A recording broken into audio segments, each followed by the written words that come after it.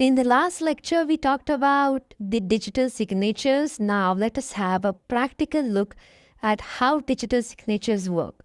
The reason I have used graphics here and animations is for you to understand because I'm a man of pragmatism, and I believe in using practical things to demonstrate. I'm not just going to write out points and that you read them.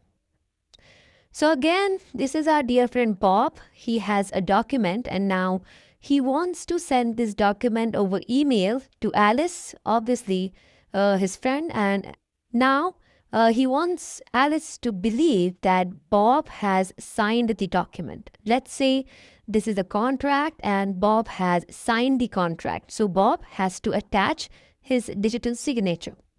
So how is the process? So this is the original document. Okay, you are on the same page, everyone. Now what Bob does is Bob hashes this original document.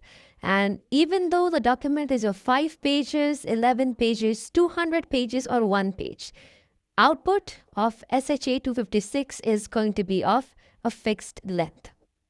So this is the hash of this document. And now what Bob does is Bob encrypts this hash with his own private key. All right, he is not going to encrypt with Alice's public key because this time Alice wants to check if the document I have received is from Bob's and if Bob has a side.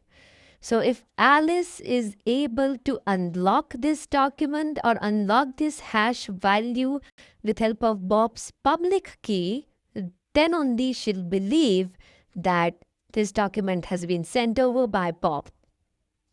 So what Bob does is Bob encrypts this hash of this document. So Bob encrypts this hash of this original document here. And what he does is he gets an encrypted hash value. So, and this is the digitally signed document. So, digitally signed document is a combination of the original document and the encrypted hash.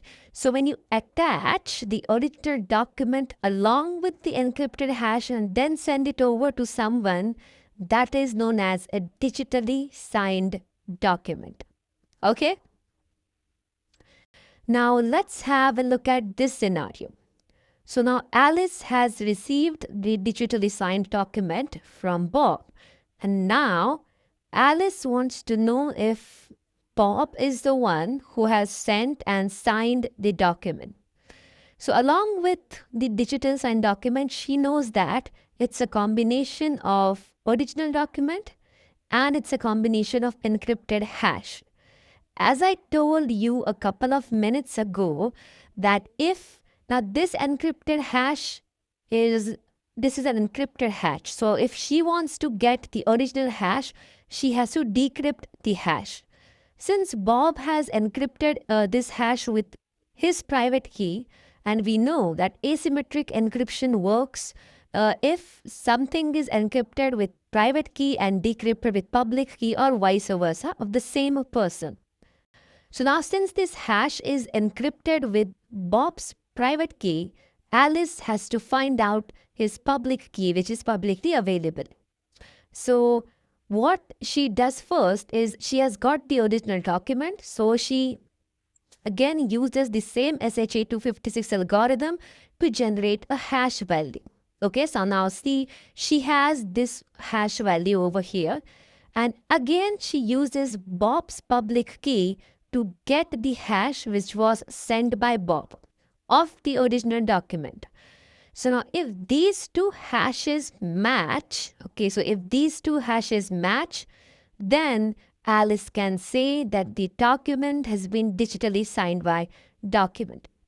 Obviously, because see, this is the hash value of the document which was first sent by the Bob. Let's go down to back previous slide over here. So we can see Bob has hashed the original document over here. And this is the hash value which he has encrypted. So Alice is just following the reverse process of this. She is just following the reverse process of what Bob had done earlier.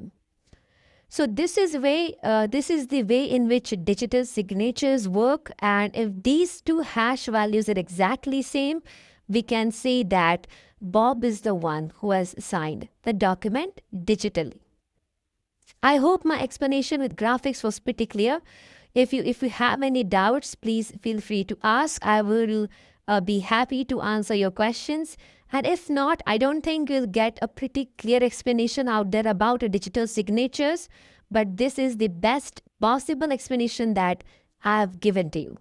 All right. So in the next lecture, we'll talk about SSL, that is Secure Sockets Layer. I will see you in the next lecture.